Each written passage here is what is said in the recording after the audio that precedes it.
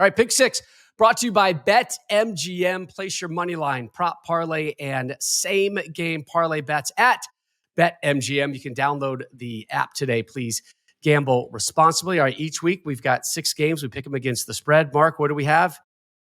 Correct. The Deuce Dog of the Week. That was dog talk for Deuce Dog of the Week. So you're going to find an underdog that you think is going to cover or maybe even outright win. All right, we're going to start in the ACC. Number 6, Miami, unbeaten, favored by 4.5 on the road at Louisville. The Cards have had the used number lately. They've won 4 of the last 6 meetings. That includes last year's trip where Louisville, for the first time ever, won at Miami en route to their first ever ACC championship game. Guys, I've got a quick quiz for you.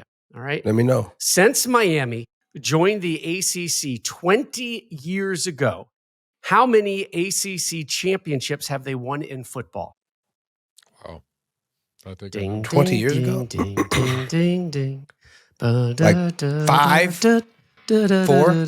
So Mark is in the 5 or 2000s? 4. Coach, what do you think? Miami, how many ACC championships have they won? Since what year? 2000, when they joined the ACC. That's when they had McGahee and all them too, right? They had some studs, man. So I'll say 3 then. 3. All right, he's down to 3.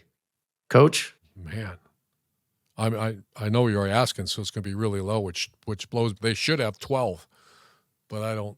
I'm saying 5. I'm saying 5. The U's got the 0, the O. No. They didn't get none when they won that national championship? They have only been to 1 ACC championship game, but maybe this is the year they finally win it in the ACC. Wow. They lead the conference in total offense and total D. We know Cam Ward is a legit Heisman contender. Canes 6-0, guys, for the first time since 2017, but they've won their last 2 games by a total of 5 points. Both of those nail biters, Virginia Tech and at Cal. They've had a week off to kind of move on, get healthy. Their D-line will be back to full strength for this one. They get their big left tackle, Jalen Rivers, who's so fluid. He can even play at center. He covers that whole line. He is back after getting injured in their opener. I say the Canes. Initially, I thought Louisville was primed for a home upset, but I think the Canes flex their muscle in Louisville. They win and they cover. Coach, you touched on it. Big noon kickoff off to Bloomington this week. Nebraska at number 16, Indiana. The Hoosiers favored by 6.5. And the job that Curt Cignetti has done this season in his first year in Bloomington, absolutely remarkable, Coach. I've met Coach Cignetti, actually hung out with him recruiting several times. And when he got hired there and he came out and made those bold statements, I mean, I laughed. I was like, come on, don't say that. Ohio State sucks, the Wolverines suck, and Google me or something, I win or something like that. Be your own guy. But I'm telling you this now, and this is a bold statement. I'm going to say it on Big Noon, and I'm going to show it on Big Noon Saturday, is that they are the best offensive coach team in the Big Ten.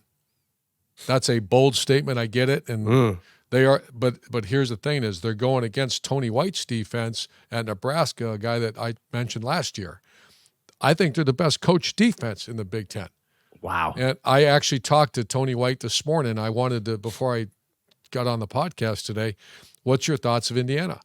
And he said the same thing. He said they are as well-coached offense that he's faced in many years. They do the little things right, Mark. They give great effort. They block you. They understand leverage. And I want to spend just 10 seconds on that.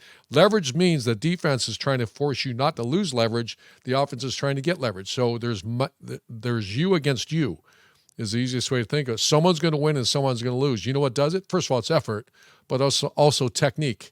And the technique that I'm seeing from the perimeter players at Indiana is as good as I've seen in a long time as far as defeating leverage. And that'll be a big part of this game.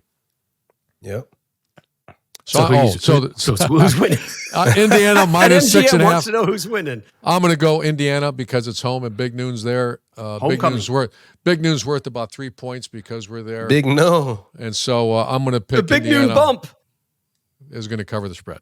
I love it. The Hoosiers 6-0. Right? It's their best start since 1967. Their point differential is plus 196. That is the best since ever.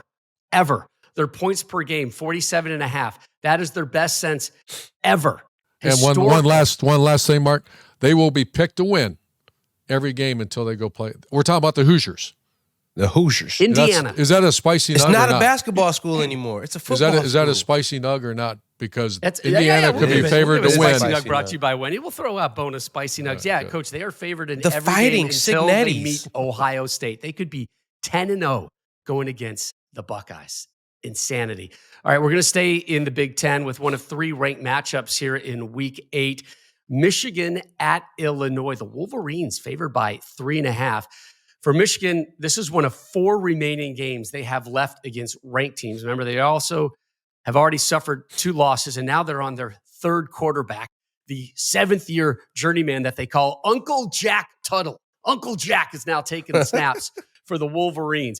The Michigan D, they've certainly been doing their best, but their weakness, the pass defense. 110th in the nation is their pass D, and that goes against the strength of the Illini. QB Luke Altmaier threw for a career-high 379 in their kind of odd overtime win over Purdue. Last weekend, they had a big lead, let it get away, and then had to win in overtime. I'm chalking that up to one of those looking ahead type moments as Illinois looking ahead to Michigan coming into town. And there's going to be history Saturday. They are going to rededicate Memorial Stadium exactly 100 years and 1 day after its initial dedication and the day that Red Grange ran for historic 6 touchdowns against who? Yeah, Michigan. Right? Michigan. The Illini are going to use this occasion. They're going to use all this energy in Champaign. They are going to get their 3rd ranked win of the year, which Michigan is going to lose for the 3rd time this season. Mark, let's go down to the SEC. LSU, favored by 3 at Arkansas. I remind you, 2 Saturdays ago, Tennessee fell at Arkansas. Now the Hogs have LSU in town. Yes, the Hogs have LSU coming to town. Like you said, they just upset them Volunteers last time they played. You know why they did? It's because they was able to get pressure on the quarterback, and they must do that if they want to do that to LSU too. But, hey, they got one of the best offensive lines in all college football. Speaking about LSU, Will Campbell, Emory Jones, 2 high prospects. So I think they're going to protect our guy Nussmeier. I think LSU is going to go down to Arkansas. They just got a huge win. Will they have a letdown? Will they have a little letdown off of? No, I don't think so. I got the Tigers going to Arkansas. I got them covering the spread. And, yeah, I think the Tigers, man, they got some good momentum going on right now. And they in a good position. I don't think they're going to lose it to Arkansas this weekend. All right, 2 more games from the SEC this week. Number 11, Tennessee, hosting 7th-ranked Bama. Bama favored by 2.5. At the moment, Coach, if you look at the college football playoff picture, Bama seen as an 8 seed, Tennessee just sneaking in there as an 11 seed. How do you see this one? I think the SEC, I used to talk to our players about it. It's a heavyweight fight. And you got a prize fight going on, and big, strong, athletic guys going after each other. What just happened is Alabama and Tennessee got hit and they got knocked down, Mark. They had to pick themselves up. I'd say Alabama might have got a standing 8 count against Vanderbilt. They did survive the 5th, 6th, 7th round against South Carolina. So I cannot really wait to watch it. If we can't watch it live, I'm going to go back and watch it because this to me is the testimony of the alpha. You are in a prize fight. Isn't that a great visual too? You are actually in a fight, and you just got hit right square in the jaw. Pick yourself up, dust it off, and go extremely hard because the guy facing you. I mean, that's SEC, man. This is going to be the will of wills. I'm going to go Alabama. Alabama's whoever has the ball last. I keep going back and forth with this. I'm going to pick. Mark's going to get pissed, but I'm going to go Tennessee because it's at home. I think it's a draw. It's an upset. It's a draw. I'm not pissed. It's a draw. I'm not pissed. Please give them some. Give them some motivation. Yes, give them some motivation. They'll take anything they can get right now. All right, let's stay in the SEC one more time. Our last game here, Mark. Texas, number 1 in the nation, favored by 3.5. Number 5, Georgia in town. It's the 3rd top 5 showdown of this season, and it's the first regular season meeting between the 2 programs since 1958. Hey, Stoner, you said it's the 3rd top 5 matchup of the year, and the first 2 have lived up to the hype. And I'm expecting this one to live up to the hype. You know why? Because Georgia is in a must-win game. They lose this one, it is panic time in Athens. So I'm going with the There it is. No, I'm not. I don't think Texas gonna lose. I think they're gonna win, but I think it's gonna be a close game. I think they win by a point, 2 points, 3 points. What is it? -3.5?